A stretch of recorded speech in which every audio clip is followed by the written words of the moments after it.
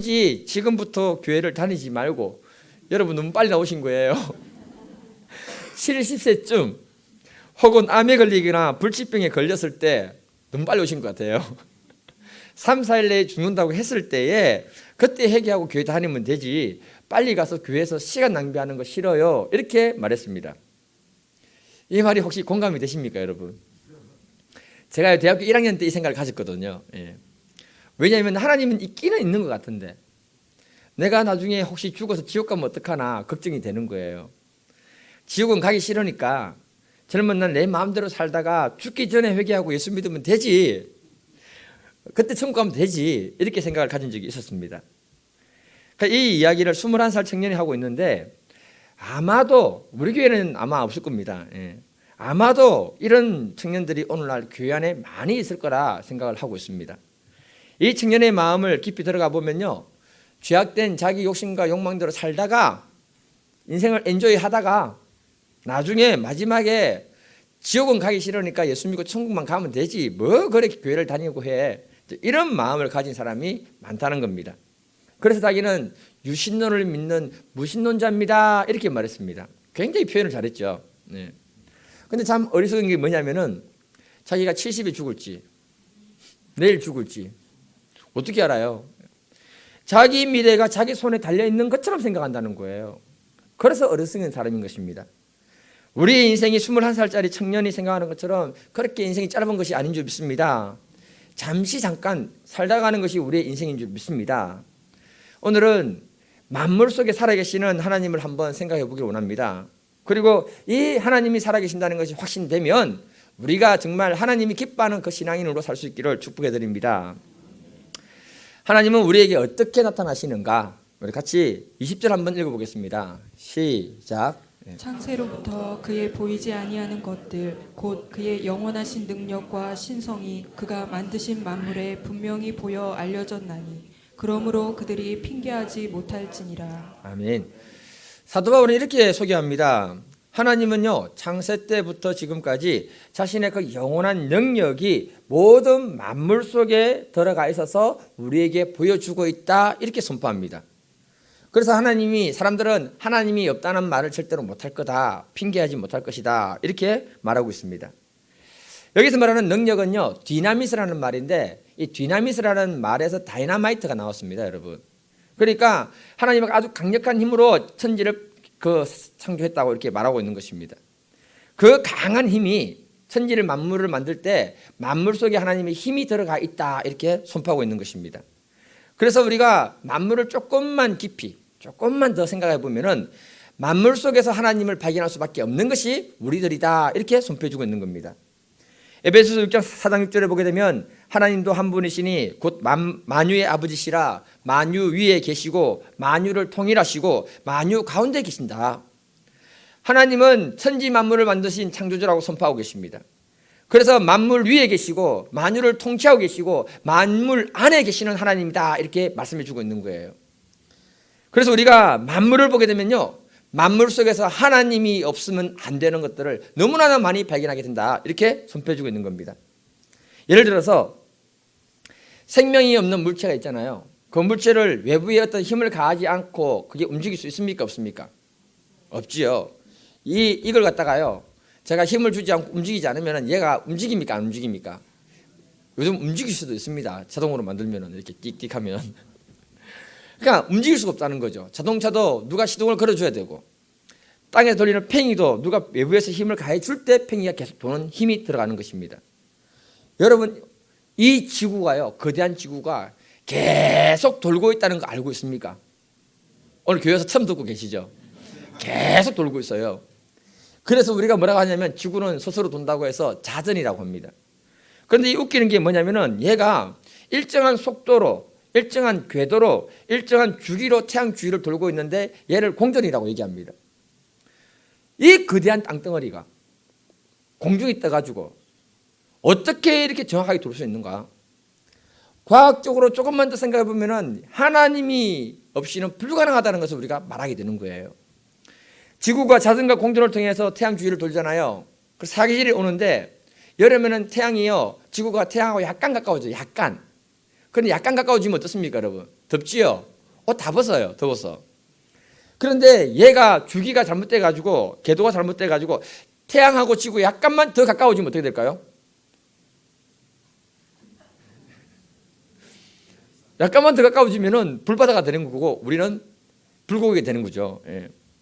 만약에 겨울에 태양과 지구가 약간만 거리가 멀어지잖아요. 그래서 약간 멀어지니까 얼음이 얼고 추워서 막 이렇게 얼음이 덮이잖아요. 근데 얘가 궤도가 잘못돼 가지고 태양에서 조금만 더 멀어져 버리면 어떻게 될까요? 지구는 완전히 얼음 덩어리로 바뀌어 버리는 거 아닙니까? 이 간격을 누가 정확하게 조절하냐 이거예요. 이 간격을 정확하게 조절하는 존재가 없다면 지구에는 생명체가 있을 수 없다는 것을 선포하고 있는 것입니다. 그래서 지구는요 스스로 돌고 있는 게 아니고요 누군가가 엄청난 힘으로 지구를 돌리고 있는 거예요.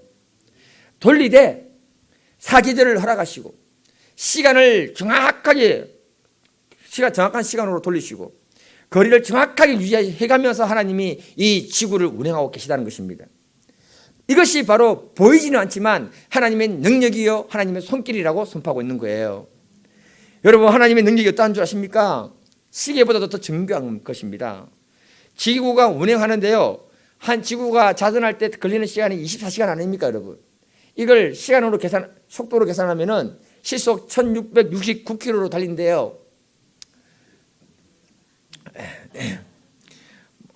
다 아시는 얘기 듣는 것 같아가지고 놀라지도 않으시는데 만약에 1669km로 돌아가면요 원심력에 의해서 지구에 있는 건물들이나 사람들은 다 우주 밖으로 날아갑니다. 지구를 떠나라. 네, 그래 되는 거예요. 그런데 중력이 우리를 딱 붙잡아주고 있잖아요. 그러니 이거 사실만 알아도요 이게 얼마나 놀라운 믿음의 역사입니까 여러분? 하나님이 없이는 이 일을 할 수 없다는 거예요. 그래서 사도 바울이 말하기를 만물 속에 하나님의 능력이 숨어 있고 만물을 보면은 하나님을 알 수 있다 이렇게 선포하는 것입니다. 우리가 과학을 조금만 알고 우주를 조금만 알아도 이 우주 전체를 충돌 없이 움직이는 거대한 하나님의 능력을 알게 되는 줄 믿습니다. 이 하나님을 인정할 때 우리의 삶 가운데 하나님은 놀라운 믿음의 일을 행하시는 줄 믿습니다. 이사야 40장 26절 같이 한번 읽어보겠습니다. 시작. 너희는 눈을 들어 누가 이 모든 것을 창조하였나 보라. 주께서는 수요대로 만상을 이끌어내시고 그들의 모든 이름을 부르시나니 그의 권세가 크고 그의 능력이 강함으로 하나도 빠짐이 없느니라. 아멘. 이사야 선지자가 말합니다. 눈을 들어서 이 세상을 한번 봐라. 하나님은 이 세상의 것들을 수요대로 만들고 이끌어 가시는 전능한 분이시다. 그의 권세와 능력은 너무너무 강하기 때문에 그 속에 하나님이 계신다. 구약의 이사야 선지자가 만물을 보고 하나님을 선포합니다. 신약의 사도 바울이 만물을 보고 만물 속에 역사하시고 살아계시는 하나님을 선포하고 계십니다. 우리가 하나님을 우리 심령 가운데 인정하기를 주님의 이름으로 축복해 드립니다. 여러분 우리의 마음은요 하나님을 인정하기 싫어하는 죄성이 딱 숨어 있는 거예요. 그래서 하나님이 있다는 사실을 알아요. 그런데도 교회를 다닐 때 무신론자처럼 다니는 거예요. 우리의 마음의 죄가 하나님을 가려버린 겁니다. 그 사람은 만물 속에서 나타나는 하나님의 능력을 볼 수가 없는 거예요. 그래서 진화론자들이 하고 창조론자의 차이가 뭔지 압니까 여러분? 진화론자들은 하나님이 없다는 것을 하나님을 배제하면서 없는 것만 보려고 하고 말하려고 하는 거예요. 창조론자들은요 하나님을 보니까 만물 속에 하나님이 나타나거든요. 그래서 하나님을 증명하는 것입니다. 우리가 우리 인생에 전능하시고 능력이 있으신 하나님을 인정할 때에 그 하나님이 우리의 인생을 주관하시는 줄 믿습니다. 그리고 그 하나님의 능력이 우리의 삶 가운데 강력하게 나타나실 줄 믿습니다. 그리고 우리가 하나님의 도움을 받는 믿음의 사람으로 살게 될 줄 믿습니다. 이게 필요한 거예요. 우리는 앤서니 데스테파노라는 분이 무신론자들의 마음속이라는 책을 지었습니다. 그 책에 무슨 말이 있는가 하면요 만물이 어디서 왔는가? 왜 세상은 무가 아닌 유인가? 아니 어떻게 물질이 영원한가? 왜 우주는 이토록 질서정연한가? 생명이 없는 곳에서 어떻게 생명이 발생했는가? 이런 질문은 영원히 답할 수 없다. 이런 질문에 대한 답은 과학 영역밖에 있다. 이것이 가장 위대한 과학자들이 무신론자가 아니었던 이유였다. 이렇게 설명했습니다. 우리가 진짜 하나님을 알고 과학을 알고 조금만 만물을 보면은 하나님을 인정하는 참된 믿음의 신자가 될 줄 저는 믿습니다. 제가요 2004년에 하나님이 제 눈을 이렇게 확 한번 열어주심으로 해서 한순간에 모든 만물이 하나님을 찬송하고 찬양하는 경배하는 그 모습을 본 적이 있습니다. 이거는 어떻게 말로 이렇게 표현이 안 돼요. 말로 표현되면 이상할 것 같아요. 이게 하여튼 너무 좋아요. 아름답고 너무 좋아요. 그때 제가 상태가 어떤 상태였냐면은 터키에서 돌아와가지고 원래 고순난 사모님하고 우리 원로 목사님하고 같이 목회자 세미나를 가야 되는데 목사님이 몸이 안 좋으셔가지고 제가 박강준이라는 이름을 가지고 같이 참석한 거예요. 근데 은혜는 하나님 꽃배기로 주시더라고요. 그때 제 상태가 어떻냐면은 터키에 살기 위해서 비자를 신청하러 왔습니다. 우리 첫 번째 민혜도 낳고 은혜 사모도 같이 돌아왔습니다. 근데 제 마음이 굉장히 강팍해지고 참 딱딱했는데 성령 하나님이 제 마음을 많이 만지시는 거예요. 특히 목사가 이러면 안 되지만은 아버지하고 별로 관계가 안 좋았습니다. 아버지는 결혼식도 오지도 않으셨고요. 그래서 저는 아버지하고는 이제 평생 볼 일이 없다 생각하고 살았던 사람입니다. 그런데 은혜 받으니까 너무 불편한 거예요. 하나님이 아버지를 만나러 가라는 애요. 순종을 할 수 없는 거예요. 근데 하나님이 은혜를 막 주시면서 해결시키시는데 나중에 알고 보니까 아버지가 그때 예수를 이미 믿었고 내가 없는 사이에 그리고 아버지가 나를 아니까 고집을 아니까 절대로 안 올 애라는 거 아니까 하나님께 한번 만나게 해달라고 그렇게 기도를 했답니다. 그 기도 응답으로 하나님이 일방적으로 은혜를 주신 거예요. 그래가지고 나한테 회개를 막 시키는 거예요. 사실은 아버지가 좀 더 회개하셔야 되는데 그래서 진심으로 제가 회개를 하고 은혜를 엄청 받았잖아요. 다음날 새벽이 돼가지고는 은혜 받았으니까 기도 좀 해야겠다 싶어서 제가 기도원 밖에 나가서 어슬렁거렸습니다. 기도원 주변을 돌고 있는데 보도블럭 사이에 잡초들이 막 올라오는 거예요. 저는 우리 교회 잡초만 보면 신경질이 좀 나요. 그래서 그 보도블럭에 올라오는 그 잡초를 보면서 이놈들은 지독하다. 하나님은 왜 이런 잡초를 만들었을까? 딱 그렇게 생각하는데 순간적으로 눈이 확 열리는 거예요. 그러자 잡초들이요 초롱초롱한 그 이파리를 있잖아요, 팍 떨면서 있잖아요.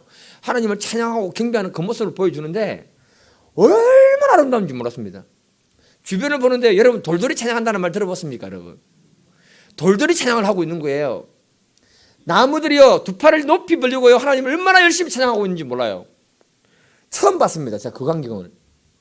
새들이 노래를 하는데 두세 마리니까 몇 마리가 노래를 하는데 화음을 맞춰서 하는데 그 화음이요 정말 들을 수 없는 그 화음으로 하나님을 찬양하고 올려드리는 거예요. 시간이 한 5분도 채 안 됐다 싶었어요. 그런데 시간을 딱 보니까 30분이 지나간 거예요. 무슨 말인가 하면요 제가 순간적으로 영의 세계를 들어갔다 나온 거예요. 내가 잘나서 그런 게 아니라 하나님 그렇게 보여주신 거예요. 제가 그 광경을 보면서 너무너무 감탄했습니다. 그 하나님 은혜를 엄청 주셔가지고 순종해서 아버지한테 찾아가라고 하려고 막 그렇게 하셨던가 봐요. 근데 그때 내 마음에 어떤 음성이 들리는데 어떤 음성이 들리는가 하면은 얘야 만물은 다 나를 찬양하는데 오직 내가 만든 사람은 나를 찬양하지 않는다. 이렇게 말씀하시는 거예요. 그 음성을 딱 듣는데 마치 하나님의 그 아픈 마음이 전달됐습니다. 우리가 만물을 통해서 하나님을 보고 하나님을 높이고 찬양하는 분들 되기를 주님으로 축복해 드립니다.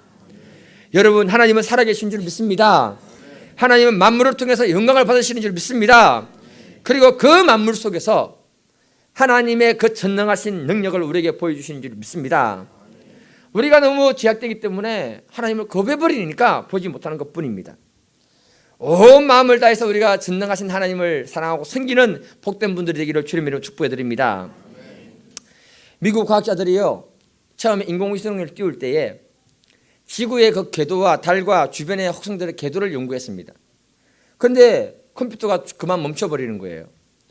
원인을 조사해 보니까 컴퓨터가 아무리 계산해도 하루가 빠지는 거예요. 그래서 에러가 나버렸습니다. 과학자들이 아무리 찾으려고 안 되는 거예요. 그런데 한 크리스찬 과학자가 말합니다. 성경에 보니까 해가 지지 않고 하루 종일 떠 있었다. 그래서 성경을 보니까 여호수아가 가나안 땅 정복할 때 아모리 족속들과 전쟁을 합니다.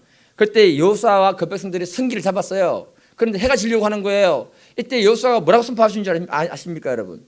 여호수아 10장 12절에 보면 태양아 너는 기본 위에 머무르라, 달아 너도 아얄론 골짜기에 그리할지어다 이렇게 선포합니다. 그러니까 해와 달이 멈춰버렸어요. 그때 어떻게 됐는가? 여호수아 10장 13절 한번 읽어보겠습니다. 시작. 태양이 머물고 달이 멈추기를 그 대적에게 원수를 갚기까지 하였느니라. 야살의 책에 태양이 중천에 머물러서 종일토록 속히 내려가지 아니하였느냐. 성경에 해가 거의 종일토록 내려가지 않았대요. 계산을 해보니까 23시간 20분 동안 안 내려간 거예요. 근데 40분이 또 모자라잖아요. 성경에 보니까 히스기야 왕이 병에 걸렸다가 죽게 됐습니다. 근데 하나님이 15년을 더 살려준다고 한 거예요. 그래서 그 응답의 표시로 해시계를 15도 정도 더 돌려달라고 했더니 하나님 돌려주십니다. 그 시간이 정확하게 40분인 거예요. 불신자 과학자가 이 사건을 경험했을 때 예수를 믿겠습니까? 믿지 않겠습니까? 다시 물어볼게요. 불신자인 과학자가 이 사건을 경험했을 때 하나님을 찾겠습니까? 찾지 않겠습니까? 안 찾으면 안 되는 거죠. 그래서 그 시간이 나온 거예요. 이 말씀이 의미해 주는 바가 무엇인가 하면 만물 속에 나타나는 하나님의 능력을 말하고 있는 것입니다.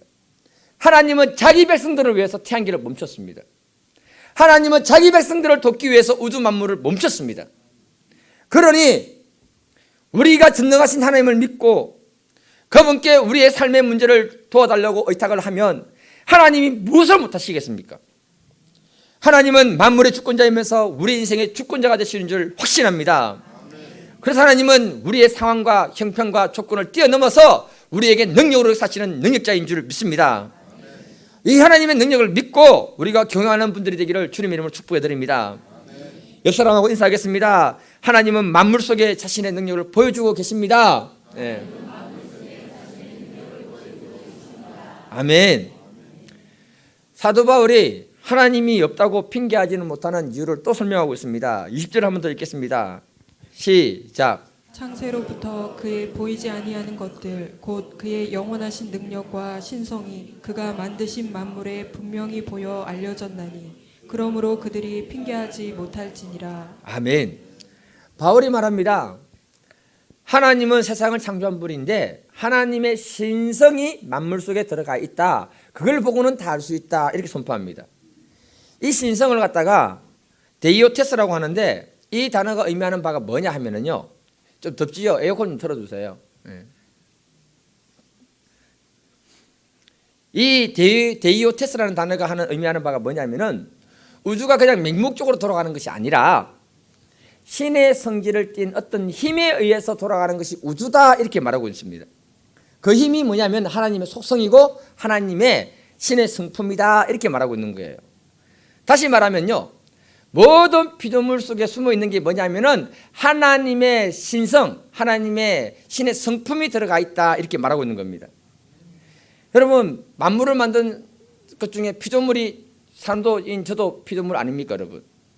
하나님이 사람을 움직여 갈 때요 원리가 뭐냐면은 그 안에 하나님의 속성이 숨어 있다는 거예요. 그게 뭐냐면 사랑입니다. 사랑. 그래서 이 세상을 움직일 때 모성애, 부성애 이런 것들 통해서 자녀들을 양육하고 세상을 운영하도록 하나님이 우리 안에 성품을 넣어주신 거예요. 그런데 이걸 갖다가 사람에게만 준 게 아니고 미물에게까지 넣어주신 거예요. 그래서 하나님의 성품이 미물에게까지 들어가 있기 때문에 세상은 그렇게 운영되도록 만들어 놓은 것입니다. 제가요 닭을 좋아하기 때문에 닭카페 회원인데요. 닭카페 회원은 아무나 되는 게 아닙니다 여러분. 농장을 가지고 있어야 됩니다. 저도 조그마한 농장이 있어요 뒤에. 저는 닭을 보면은 닭 종류로 대부분 좀 많이 알아요. 예.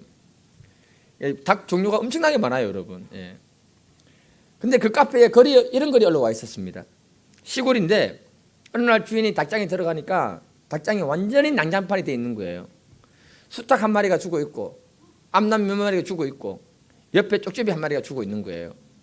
상상을 해보니까 수탉이 암탉을 지키기 위해서 죽기까지 싸웠는가 봅니다. 이게 순놈이라는 거예요. 순놈.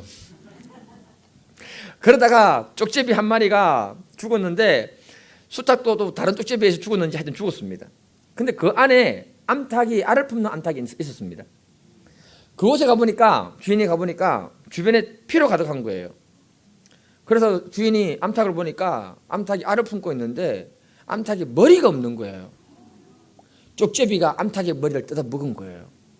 그런데 이 암탉이 밑에 새끼를 부화시키니까 꼼짝을 하지 않았던 겁니다. 쪽제비가 자기를 뜯어 먹는데 끝까지 새끼를 부화하기 위해서 목숨을 버리면서까지 사랑했던 암탉의 모성입니다. 암탉은요, 자기가 죽어도 새끼를 보호하겠다는 겁니다. 이 암탉을 위해서 수탉이 쪽제비하고 죽기까지 싸운 거예요. 암탉과 수탉이 정말 죽기까지 사랑하는 것을 제가 보았습니다. 정말 애틋한 사랑이에요. 여러분, 이게 바로 뭐냐 하면은 하나님의 신성, 하나님의 그 성품이 만물 속에 들어가 있다는 걸 말하고 있는 거예요. 그래서 때로는 우리가 사람을 통해 감동받는 것보다 한낱 미물인 그 짐승을 통해서 더 감동을 크게 받는 것입니다. 왜냐하면 사람은 죄 때문에 오염되어 버렸어요. 그래서 부모가 자식을 죽이고 자녀가 부모를 죽이는 겁니다. 그런데 짐승은 죄가 없으니까 하나님 주시는 그 순수한 그 하나님의 성품이 안에 있다 보니 때로는 사람들보다 더 큰 감동을 주는 거예요.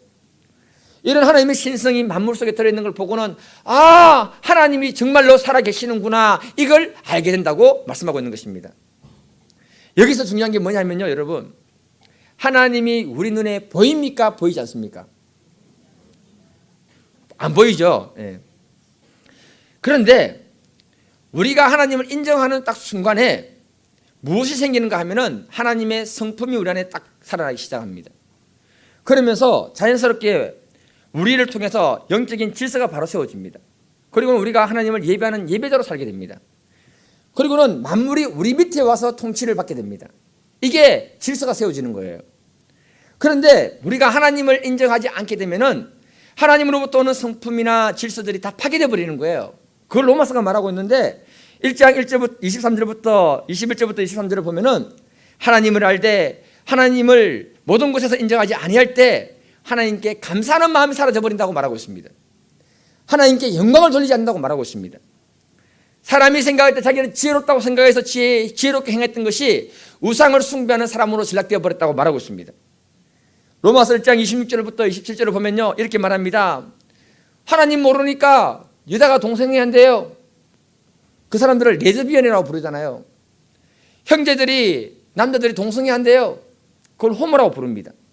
다시 말하면 사람들이 우상 숭배하고 성적으로 타락하는 그 이유가 뭐냐 하면은 하나님을 인정하지 않는 그 죄악의 본성 때문에 나타난 문제다, 이렇게 성경은 지적하고 있는 겁니다. 그래서 우리가 우리 인생에 하나님을 인정할 때 모든 것이 살아나고 질서가 바로잡힌 줄 믿습니다. 우리가 하나님 앞에 주어지는 그 믿음을 회복하기를 주님으로 축복해 드립니다. 여러분, 사람들은요, 하나님을 부정하는 그 죄악된 본성과 죄악이 그 안에 숨어 있습니다. 하나님을 아는데 의도적으로 하나님을 배척하는 사람들이 너무 많아요. 이것이 하나님의 진노를 이끌어오는 것이다, 사도 바울은 말하고 있습니다. 사람들이 이렇게 되는 이유가 뭐냐면은 하나님 없이 사는 게 너무 편하거든요, 여러분. 여러분, 사실 하나님 있으면 불편해요. 주일날 잠도 푹 못 자고 예배 오셔야 되고. 우리가 신앙생활을 할 때요, 내 편한 대로 신앙생활을 하고 있다면 그 사람 안에 하나님이 있는지를 먼저 점검해 보시기를 바랍니다. 하나님이 있으면요, 많이 불편해요, 여러분. 영국의 무신론자들이 런던 시내버스에 이런 광고문을 붙였습니다. 하나님은 안 계시니 염려하지 말고 당신의 인생을 즐기십시오. 무슨 말입니까, 여러분? 하나님을 인정하는 순간에 우리 안에 하나님의 거룩한 성품을 쫓아 살아야 되는 불편함이 있거든요. 그런데 하나님이 없다고 말하면 어떻습니까? 내 마음대로 살 수 있어요. 무신론자들의 광고를 자세히 보시면은 하나님 안 계시니까 염려하지 마라. 여러분, 뭘 염려하지 말라는 말입니까? 하나님으로부터 받을 심판이 없으니까 염려하지 마라, 이렇게 얘기하는 것하고 똑같은 거예요. 그래서 무신론자들의 그 마음에 전제되어 있는 것이 무엇인가 하면은 내 마음대로 하고 싶고 누구의 통제도 받고 싶지 않다는 겁니다. 내 인생의 주인은 내인데 왜 자꾸 간섭하냐 이거예요. 이 생각이 바로 무신론자들의 생각이다, 이렇게 말하고 있는 것입니다. 저에게는 이런 분들이 없겠지만은 만약에 이런 마음이 있다면 이것이 우리가 교회를 다니면서 무신론자로 사는 삶이라는 것을 기억하시기를 바랍니다. 우리 교회가 시골이고 작은 교회이기 때문에 이런 일이 없는데요. 불편한 진실을 말씀드리면 이렇습니다, 여러분. 터키의 아브람 선교사님 딸내미들이 작년 여름에 우리 교회 왔거든요. 우리 교회 왔을 때 저하고 이런 얘기를 참 많이 했습니다.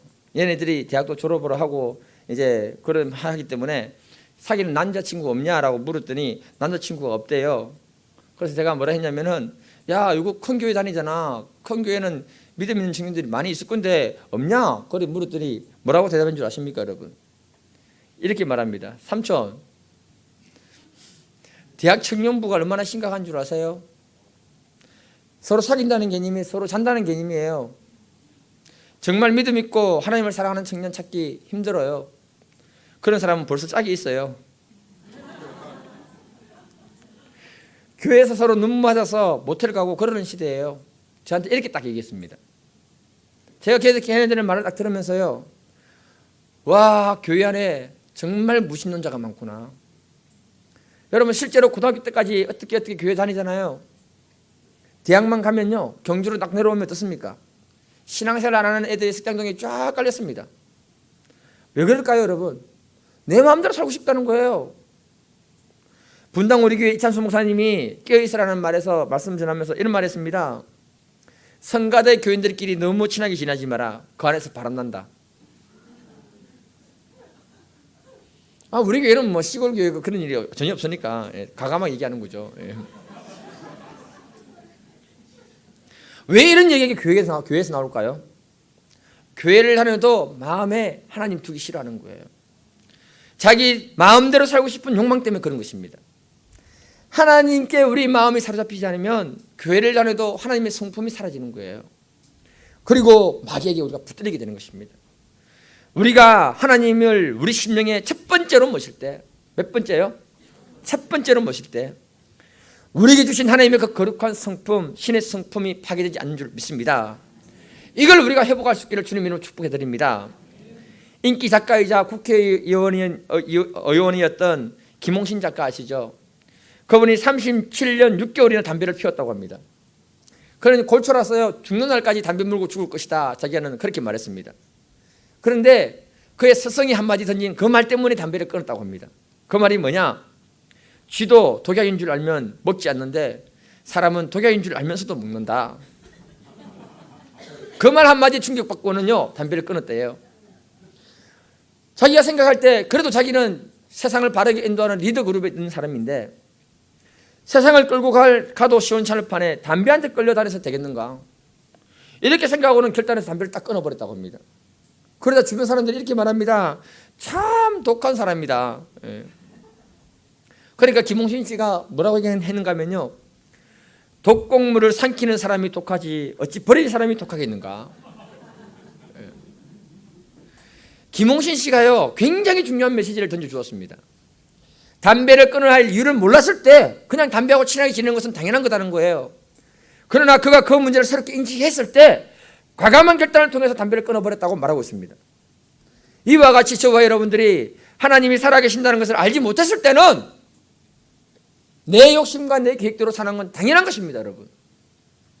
그러나 만물 속에 살아계시고 능력과 신성을 통해서 하나님의 능력을 보여주시고 있다면, 우리가 알았다면 이제부터는 저와 여러분들이 정말 하나님이 기뻐하는 믿음의 삶을 사는 분들이 되기를 주님의 축복해 드립니다. 이것이 바로 복음을 아는 믿음의 삶이라고 말하고 있는 거예요. 우리가 우리의 욕심과 세상에 의해서 끌려다니는 인생이 아니라 오직 하나님 말씀에 붙들림 받아 끌려다니는 축복된 인생이 되기를 주님의 축복해 드립니다. 그리할 때 우리가 교회 다니는 무신론자가 되지 아니하고 하나님의 영광을 올려드리는 참된 유신론자가 되는 줄 믿습니다. 우리 시간 같이 한번 기도하겠습니다. 내 안에 정말 하나님을 사랑하는 믿음이 있는가? 정말 하나님을 보여주는데 하나님을 깨달았다면 이제는 하나님만을 섬기는 참된 믿음의 사람으로 살 수 있도록 우리 시간 같이 한번 주여 한번 부르짖고 기도하겠습니다. 주여, 아버지 하나님 감사합니다. 아버지 하나님, 정말 오늘날 시대에 교회 안에 무신론자들이 많이 있습니다. 하나님을 알되 하나님을 영원하게 하지 않는 사람들이 너무나 많습니다. 아버지, 그럴 때 우리 안에 주님이 주신 그 신의 성품이 파괴되어 버렸습니다. 아버지 하나님, 우리가 죄의 욕망과 우리의 계획과 우리의 생각을 쫓아가는 인생들이 아니라 하나님 주시는 그 말씀을 붙들고 따라가는 인생들에게 축복하여 주시옵소서. 아버지, 오늘 이 자리에 모이신 모든 분들 아버지 주의 능력을 아버지 인정합니다. 그 능력이 그들의 삶 가운데 능력으로 임하심으로 아버지 하나님 도움을 구할 때 도움의 능력으로 사시는 하나님을 경험할 수 있도록 도와주시옵소서. 아버지 하나님 당신의 권능이 우리를 붙들어 주시고 아버지 하나님 오늘 말씀이 우리 심령 가운데 능력으로 사시기를 간절히 기도하오니 도와주시옵소서. 아버지 하나님 우리 심령을 아버지 만지시고 하나님을 인정할 때 하나님이 우리 삶 가운데 행하시는 크고 놀라운 믿음의 역사를 날마다 경험하게 도와주시옵소서. 아버지 하나님 오늘 이 예배를 흘러봐 주시고 또 이 말씀 가운데 함께 하실 줄 믿습니다. 주님께서 우리의 마음을 만지시고 위로하시며 함께하여 주시옵소서. 예수님의 이름으로 기도드립니다. 아멘.